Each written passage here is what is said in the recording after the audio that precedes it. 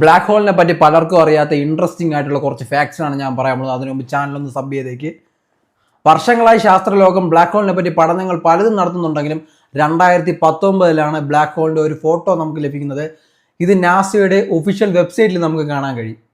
Black ഹോളിൻ്റെ ഗ്രാവിറ്റിയെ പറ്റി പറയുകയാണെങ്കിൽ പ്രകാശ വേഗതയിൽ പോകുന്ന വസ്തുക്കൾക്ക് പോലും ബ്ലാക്ക് ഹോളിൻ്റെ മുമ്പിൽ നിന്ന് രക്ഷപ്പെടാൻ കഴിയില്ല എന്നതാണ് സത്യം.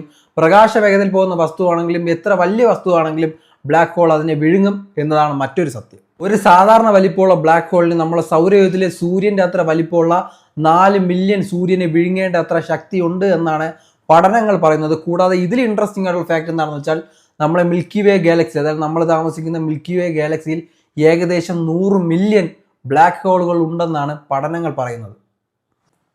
ഇതിനെയൊക്കെക്കാൾ ശാസ്ത്രലോകം ഭയത്തോടെയും കൗതുകത്തോടെയും കാണുന്ന മറ്റൊരു ഫാക്ട് എന്താണെന്നാൽ ഐൻസ്റ്റീൻ്റെ തിയറി ഓഫ് റിലേറ്റിവിറ്റി എന്ന E = mc² എന്ന ഫോർമുല പോലും ബ്ലാക്ക് ഹോളിന് മുമ്പിൽ മുട്ടുകുത്തിയേക്കാം.